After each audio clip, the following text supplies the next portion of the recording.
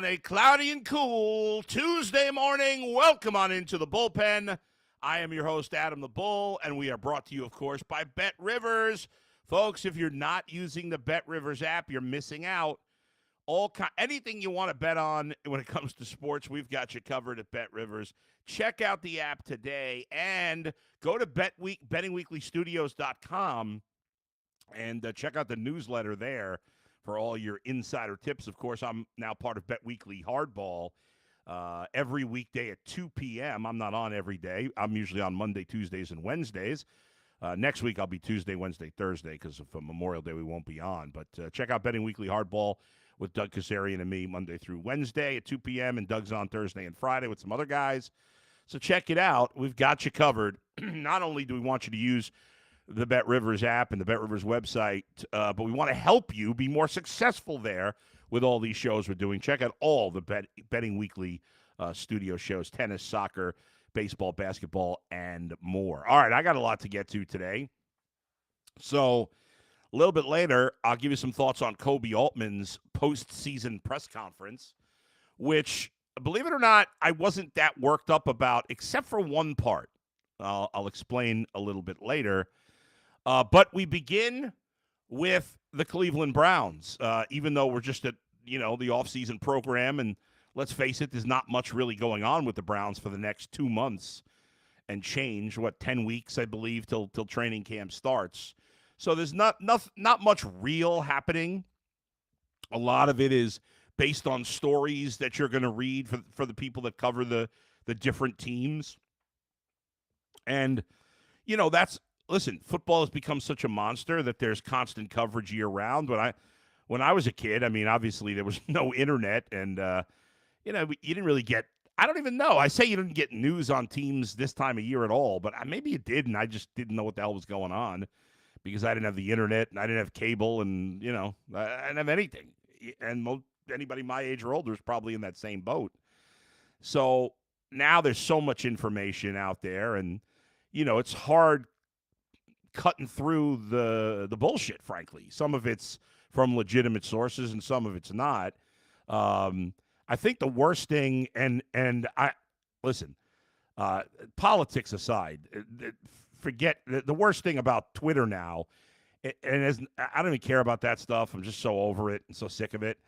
The worst thing, though, is for all the complaints of, real media, the blue check mark at least let you know that somebody was a respected member of the media, whether you respected them personally or not.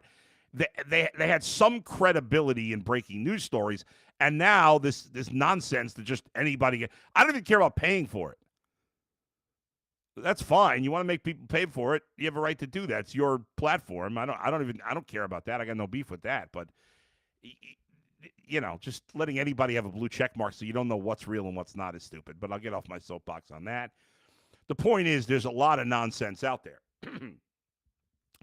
And if people send me these links and retweet things from NFL, all these nonsense aggregator sites that have no credibility, and that's just where we are. There's nothing you can do. I guess there's really no point in me even talking about it because it's not like people are going to stop looking at those Twitter handles just because I said so. But I still believe that you get your best information from both local and national reporters who cover the sport for a living. This is what they do, not aggregate other people's information.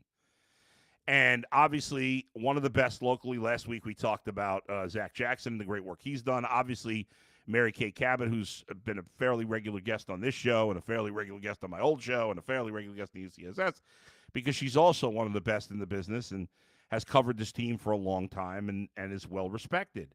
And I wanted to talk about an article that Mary Kay put out there yesterday at Cleveland.com. The headline, Deshaun Watson is throwing to Jerry Jeudy and David Bell at the Browns facility. No walking boot. So the Browns added not one, not two, not three, not four. We're not talking about Heat championships. They added 4 quarterbacks this offseason. So That tells you all you need to know. I mean, I guess you never know with the Browns because they're so wackadoodle in the way they run things that you can't say for sure.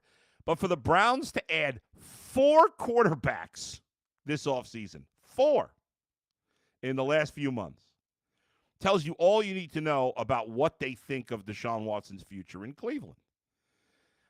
Also, Jimmy Haslam's comments, and he's not one for being cagey about what he says.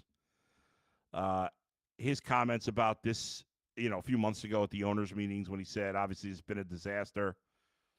It tells you all you need to know. So Deshaun Watson can do all the rehabbing, all the throwing, and good for him. Okay, good for him that he's getting healthy, that he's out of the walking boot. Getting out of the walking boot and being ready to play in an NFL game is a long way. Now, again, I'll use my experience, which just gives you a little background, I guess. There's very little in common between Deshaun Watson and me. For all the criticism of him, of how he's played the last few years, he's still significantly younger than when I tore my Achilles, a significantly better athlete than when I tore my Achilles, and he has the money to have the best training, the best workout facilities. He could spend his entire day working out. None of these things I had access to. I'm not complaining. Shout out to my PT, Dr. Anthony DiFilippo, who does a great job. I still work with him to this day, and he really helped me rehab my Achilles. But I couldn't see him, all day long every day to have him work with me nonstop. I'd see him for a couple hours a week. So, but I will say, just from and I'm sure a lot of you have torn your Achilles. If you're 40 plus and overweight and you haven't done it, be careful. Basketball and tennis, maybe softball. But when I tore my Achilles, I was in a cast for about 2 weeks, and then I was in a boot for about 4 months. But after that, that's really when the rehab begins. Now, maybe he was able to do some rehab before that, but you really can't. I don't even. I tore it almost 15 years ago, so maybe the rehab process has changed. But I don't think you can really do a lot of rehab on that Achilles until the boot is off.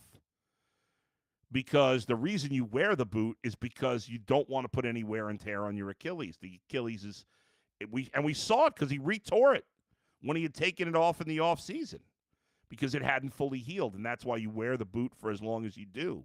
Even though at times it feels like, well, why am I still wearing this? But there's a reason they've learned over that time. But when you come out of the boot, there is serious atrophy to the muscles around that Achilles and that whole area. Like my leg still to this day, you could see a scar on that leg to tell the difference. But also, my muscles in that area are not quite as big as my other leg. Because I could. Now, that shouldn't be an issue for him because he could obviously rehab 24/7. But it still takes a lot of time to build those muscles back. And that's a long way to go before you got to do that before you're even really doing stuff on the field. So good for him that he's able to get back on the field right now. According to Mary Kay, he's been out of the boot for several weeks. He posted Instagram photos of himself yesterday throwing to receivers. I didn't see that, but Jerry Jeudy and David Bell working their way back. Well, Jerry Jeudy wasn't hurt. David Bell was hurt last year. Obviously, he had surgery on the dislocated hip, and both he and Jeudy are at the Browns facility in voluntary offseason programs. Got to say, I really like that Jerry Jeudy's a voluntary offseason program. Coming off the big year he had last year, his career year, he already got paid. He could have, easily not participated in off-season minicamp, and probably some people would have criticized that. I wouldn't have. I've kind of gotten over that at this point for the most part. I think guys coming off injury and stuff like that need to be there, but in general, like if guys are not working out for a couple of days in May, I'm okay with that. But I give them kudos if they do put in the work, and that's good. I mean, Jerry Jeudy still has room to grow as a player. They need him to be even better. He was still inconsistent last year. He had the hot stretch where he was really good, and then a lot of the rest of the season he was just kind of okay. So there's room for growth, and I think that's a positive that he was there. And I know none of us have much hope for David Bell at this point, but you never know. I mean, crazier things have happened. There have been some guys that have taken longer to develop, and so you never know. But good for Deshaun that he's working out. He's not a part of the future of this quarterback room. He's not going to play for the Browns. I mean, they're not going to stop him from working out. But he's not going to play for the Browns. He's not going to play this year. And frankly, and you know, who knows if this becomes an issue, but the Browns really, I mean, they want to put him on IR for the season, and that's that. I think they're going to do that. I don't know if there's going to be any pushback from Watson's camp if he is able to physically play this year, but that's the best scenario because he's not competing for a job. They brought in 4 quarterbacks for a reason. 4. That's unheard of to add 4 quarterbacks, all who you can make an argument have a legitimate shot to play for this team. Not like none of those guys are, 30-year-old career backups. Joe Flacco's 40, but like he's been a starter. He's been a starter here. He's had success here. None of these guys are no chance to play guys. None. So Deshaun Watson is working out good. Good for him. Wish him the best physically.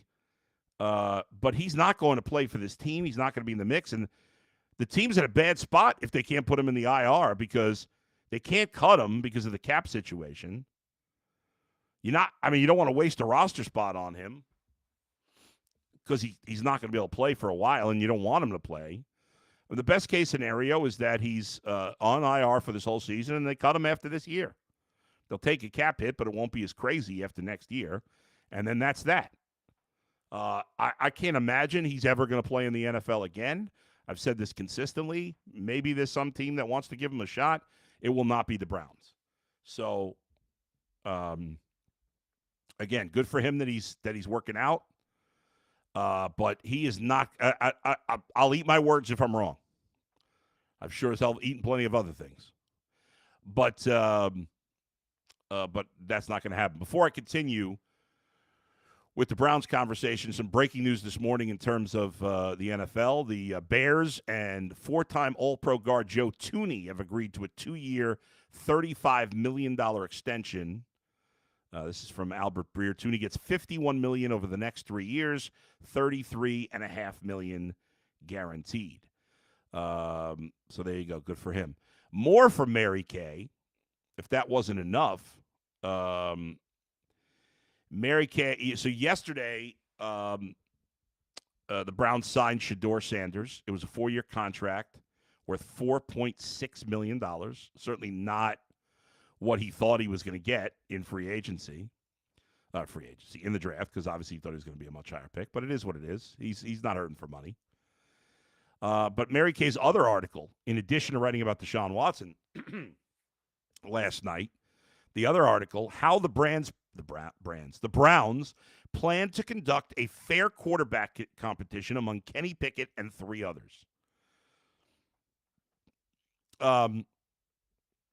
So Mary Kay in this article goes on to say that, let me just read, I just wanted to read this one part. In an effort to make the 4-way competition among Kenny Pickett, third-round pick Dylan Gabriel, Joe Flacco, and Shedeur Sanders as fair and efficient as possible, the Browns will essentially run 2 concurrent passing camps during organized team activities, mandatory minicamp, and possibly into training camp. It's in part why they signed 3 tryout receivers after rookie minicamp in Kent State's Luke Floria, who's from Menor, by the way, Kissy and Johnson out of Western Kentucky, and Cade McDonald out of Miami of Ohio. They need as many bodies as possible to essentially run 2 passing camps. She mentioned some other free agent wide receivers and the current veterans on the team. To go to about a dozen receivers to split between 2 groups in OTAs, which begin a week from today, the 27th. The 4 quarterbacks will get plenty of reps this spring and into camp, which begins in late July. The key is to divide the reps in such a way that the quarterbacks are on as level a playing field as possible. She says all 4 must have a chance to throw to Jerry Jeudy, to tight end David Njoku, and also show what they could do with the tryouts, some of the guys we mentioned. In terms of their batting order and team drills, Mary Kay says, it will likely be Pickett and Gabriel number 1 and number 2, and then Flacco and Sanders splitting the number 3 and number 4 reps at the outset, largely based on how and when they were acquired. All right. Now, that is Mary Kay speculating. She certainly, I would say she and Zach Jackson have a better finger on the pulse than most teams, than most beat reporters. She knows this team well. She's covered this team a long time. She is, but that's an educated guess that she doesn't have inside information that Pickett's going to be number 1 and Gabriel's going to be number 2. She's making an educated guess based on how the players were acquired. Obviously, the Browns acquired Kenny Pickett before Joe Flacco, and they drafted Dylan Gabriel before Shedeur Sanders. That doesn't mean it's going to end up being that way, but that that's her guess at this point. She goes on to say at the end, the four-way derby promises to be fierce and intense, with the quarterbacks bringing out the best of each other. How it begins isn't necessarily how it will end.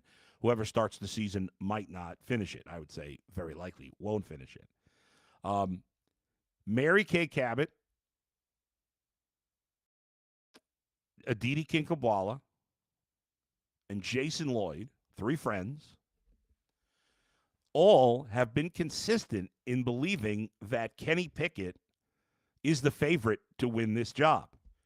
And I understand where they're all coming from. Kenny Pickett was not the, I mean, you couldn't acquire the 2 rookies before free agency. Their assumption is that the Browns will go with a veteran to start, which means Pickett or Flacco, a reasonable conclusion, or speculation, not conclusion. And that it's likely to be Pickett over Flacco for 2 reasons. A, they wanted him more by acquiring him before Flacco. And B, at least with Pickett, there's a chance there's upside and he could be their starter for a while. Whether we believe that to be true or not, I don't even think, I'm not convinced that any of them think that. Well, Aditi does. I know that. I'm not sure about Mary Kay. I don't think Jason does, but it doesn't matter. There's clearly a chance. It may be a small chance. There's no chance Joe Flacco's the long-term answer because of age. So these are all reasonable thoughts. Now, if one or of the rookies is just beyond amazing all offseason into training camp, into the preseason, I don't think it's impossible that one of them are going to start, but it's unlikely that a late 3rd round pick or a 5th round pick, whether he should have been a higher pick or not, is going to start week 1. That just is not likely.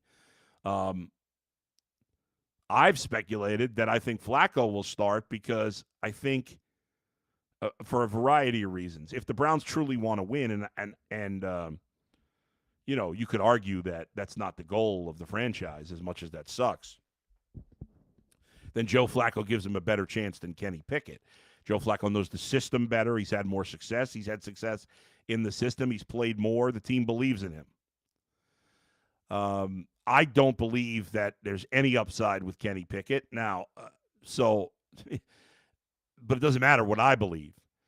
I also think if Joe Flacco is starting as opposed to Kenny Pickett, and this might not matter at all, but we've seen with the Browns it has, I think there's less pressure to go to one of the rookies before they are ready if Joe Flacco is starting, because there's some level of loyalty from fans and players to Joe Flacco more than Kenny Pickett, way more. And so that pressure to play the backup, to play the young guy, will take longer to develop.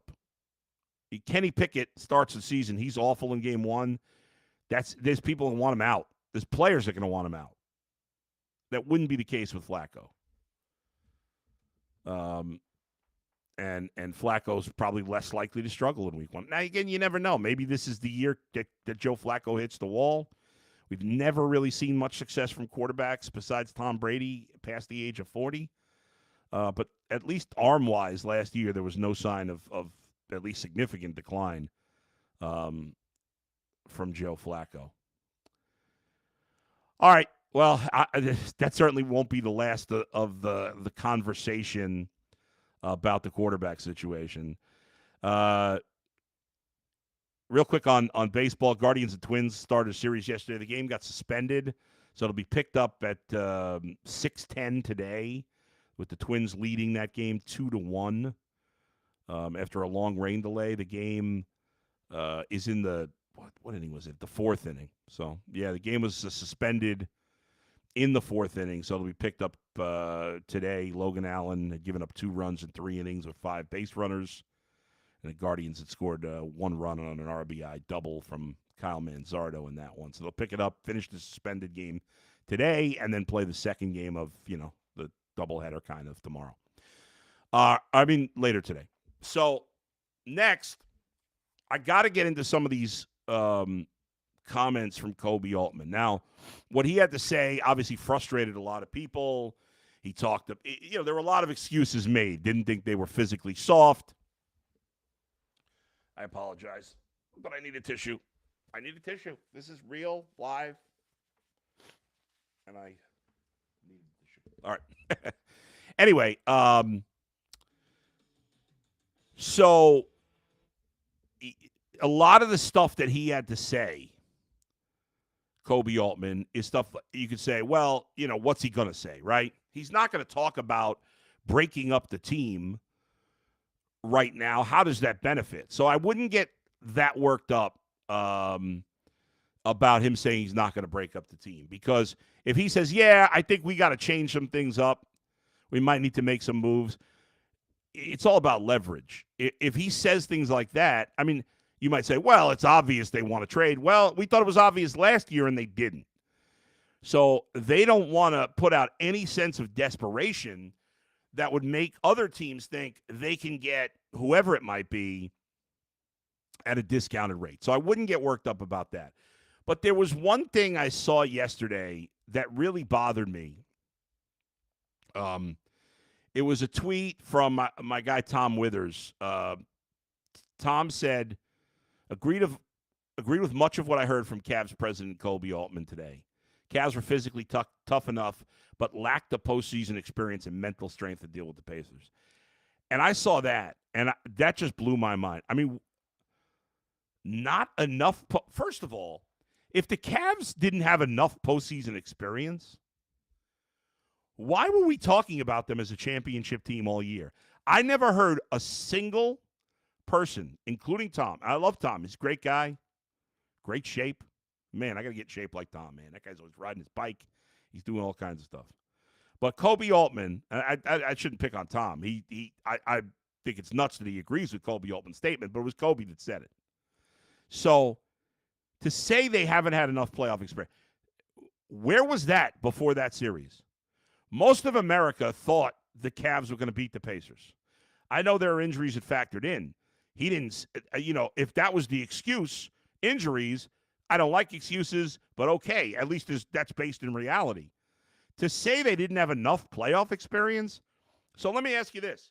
If the Cavs just keep losing in the second round every year, we say that for the next decade? Well, they haven't gotten past the second round. They don't have enough playoff experience. They don't have enough playoff experience because they keep fucking losing. What are we talking about? Not enough playoff experience. Not a single person talked about a playoff experience edge for Indiana. And yes, Indiana went one round further to the Eastern Conference Finals last year, but come on. The Cavs have plenty of playoff experience. This group has gone to the playoffs 3 years in a row. They won 60-plus games. They were a massive favorite in the series, and they shit down their leg. And it had nothing to do with playoff experience. That's ridiculous. A lack of playoff experience. And there's another quote from Altman that you see on the screen. This is year 3 for the core 4. Playoff success needs to come next. I keep hearing this, well, it took Boston this many years. It took this team. Those teams made moves. They didn't stand pat. They didn't trade their top 2 players. Yes, Jason Tatum and Jaylen Brown remained. But they changed the rest of the guys 3 through 12, a number of times. And now's the time. Nobody's saying to trade Donovan. Well, I'm not. Nobody reasonable is saying that.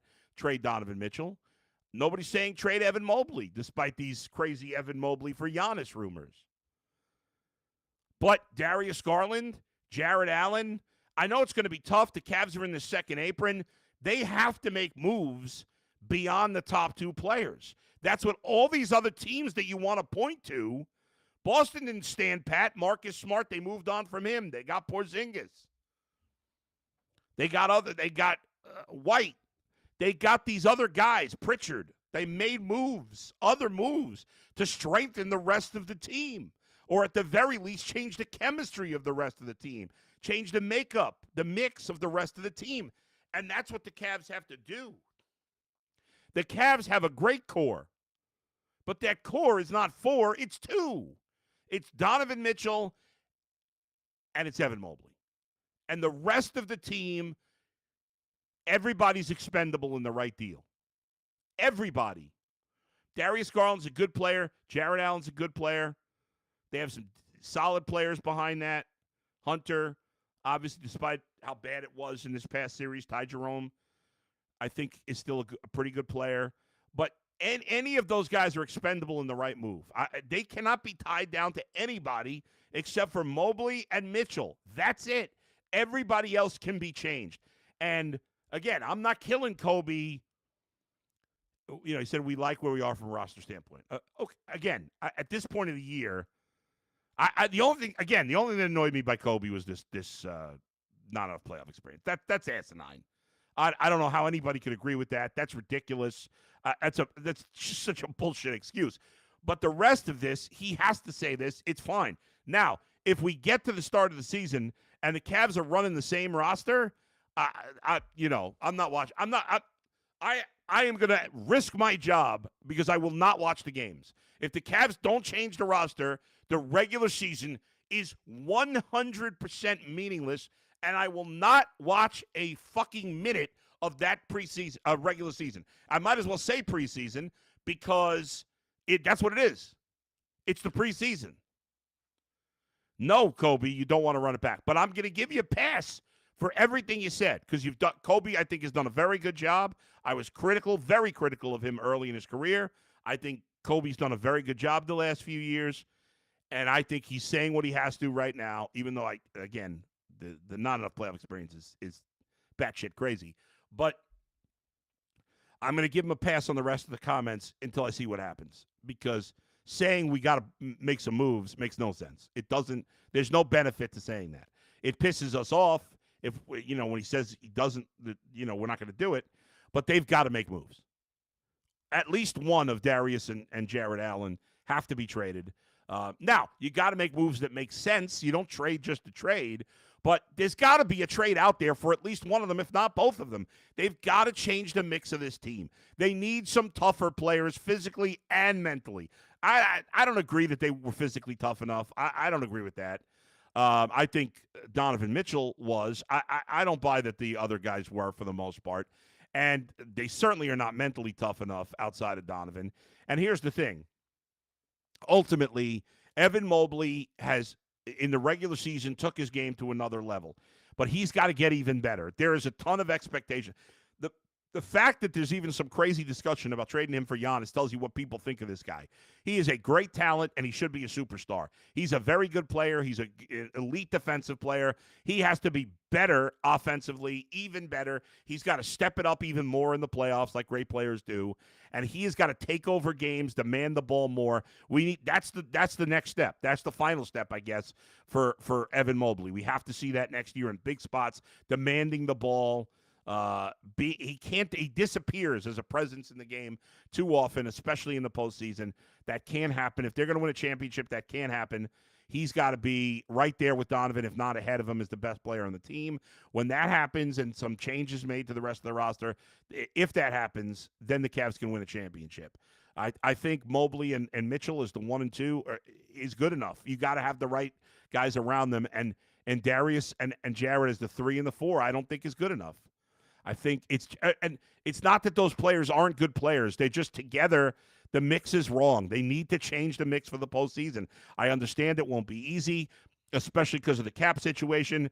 Maybe they can't get anything done. But to me, despite the comments that Kobe Altman made, it is a massive, massive disappointment. I do not want to see this team brought back exactly the same. There's going to be no reason to, and maybe we're wrong. Maybe you bring them back exactly the same. Maybe they win another 60 games. Maybe they win less, and maybe they do something in the playoffs. But I got no faith that they will. I think it's unlikely without making any changes to the team. You need to bring some tougher guys. That's it.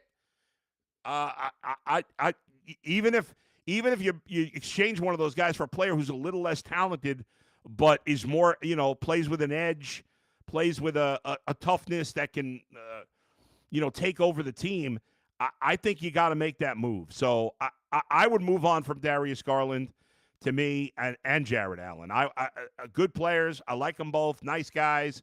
I would move on from both if I could. Again, it's not going to be easy. I don't know if that's even going to be possible. But the Cavs have to seriously consider making changes to this roster. Dean Wade is useless. Isaac Okoro is useless. They cannot be counted on as part of a playoff rotation. Sam Merrill's a free agent. So is Ty Jerome. There's things they have to do. The Cavs are not running it back exactly the same. That would be a huge mistake. I'm going to give Kobe the benefit of the doubt that he knows that. There's no way he can legitimately think that you can bring this team back exactly the same and expect different results. That's just crazy. You know what? I think the championship window is wide open if they do the right things, because Donovan is still young enough and Evan Mobley's very young, and those are your two best players. But you got to do the smart things around them if they're going to win. I mean, it's that simple. All right, let me get to the comments from the fans here. What do we got? First of all, we got a poll going. Who will be the starting quarterback for the Browns week 1? I voted for Joe Flacco. 68% of you voted for Joe Flacco. 18% Kenny Pickett, 8% Shedeur Sanders, and 6% for Dylan Gabriel. All right. Let's see. My 2 cents says good morning. Thank you, My 2 cents. Good morning to you. We already know that Flacco has to offer us. He is already 40, so there's been a rumor that a quarterback is going to get traded. What do you think? I don't think any of these guys are going to get traded before training camp. The problem, if you want to call it that, of having 4 quarterbacks could take care of itself. Somebody could get hurt. Another team could have an injured quarterback and want to give up something a little more. Let's let it play out a little bit. I don't think that it's going to get solved with a trade here soon. I don't think so. I think that wouldn't be the right move. Red Right 88 won't be splitting reps with the other quarterbacks. No, I don't think Deshaun Watson will be splitting reps with the other quarterbacks. I love this idea that Mary Kay talked about with almost having 2 passing camps, that they have all these extra wide receivers to throw. Yeah, and let them all get work, and let's see what they're made of. I love it. Matt says, hey, Bull from the UK. Hey, Matt, thanks for watching from the UK. You guys on UCSS going to be coming out for the London game? We are not. I think Jason is coming out for the London game. I won't be. I don't know if any of the other guys are, but I think Jason will be out there for the London game. Down Brown 74. I don't see a realistic path to being able to fairly evaluate 2 rookie quarterbacks this season. One is hard enough. We can't do it from the outside. There's plenty. Evaluating quarterbacks is not just about what we see on the field. There's so much more to it than that. We only get a sliver of what the coaches see. There's plenty of time and plenty of opportunity for these guys to show themselves to the coaching staff. So that's not an issue. Melting on air. My position is that trading Donovan might be necessary. He's the biggest salary. He's worth enough to bring a sufficient return. Buy low on the other guys, sell high in your superstar. And I hate that idea, but I guess anything's possible. I think that's a terrible idea. He's the only tough guy on the team. Zane, is it weird that Dylan Gabriel is yet to sign his contract? No. Why would it be weird? It's only May 20th. The draft was like 4 weeks ago. There's tons of players that have not signed yet. It's not weird at all. Ganger, will the Twins guards game resume today? And if so, is Logan Allen still starting? You might have asked that before I mentioned it, or you might have missed me mentioning it. The game will resume today from the point it got suspended, Logan Allen will not pitch again today. I don't know that for a fact, but I think it's pretty safe to say 99.99999% that Logan Allen would have the right to start today because technically he's still the pitcher in the game, but they're not going to pitch him 2 days in a row. So, no, he will not be pitching today. And Buck Ride says, "What's up, Bull? It's 6:32 here in Phoenix." Buck, I appreciate that you got up early to watch this in Phoenix. Hope you're enjoying what I'm assuming is great weather there, although this time of the year is great weather most places. I know it's been here in Cleveland.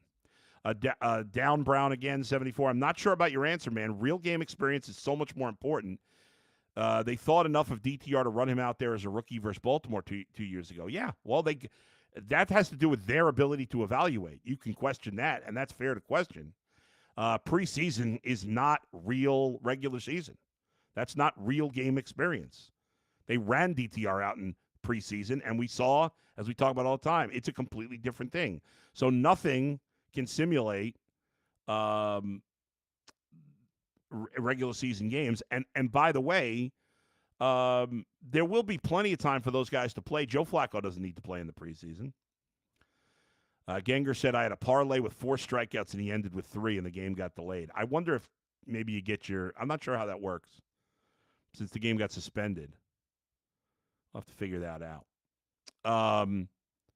I did hit, I mentioned on Betting Weekly Hardball yesterday, I know my partner, Doug Kazarian, hit both his games for you. He had the Brewers and the Phillies. And I hit, I had the Giants-Royals under 3.5 runs in the first 5 innings and Robbie Ray over 5.5 strikeouts, and those both hit yesterday. Although I did have the Phillies scoring first and winning. They won, but they did not score first, so I went 3 out of 4 yesterday. All right, thanks to everybody for joining me. Thanks to Z and Max for producing. I'll be back on Thursday morning with Dustin. I'll be back on this afternoon at 2 p.m. with Doug for Betting Weekly Hardball. You see there, Twins are a slight favorite. There's the second game, Gavin Williams and Chris Paddock, as the Guardians battling with the Twins, who are right on their heels in the American League Central. All right, everybody, make sure if you haven't done so already, please hit that subscribe button right underneath the video. I'd appreciate it if you have. I'm sure most of you have already, but if you haven't, please hit that subscribe button. I'll talk to you next time. I'll be on UCSS the next 3 days, starting this afternoon, starting today as well. Right here in the bullpen with Adam the Bull. See you, everybody.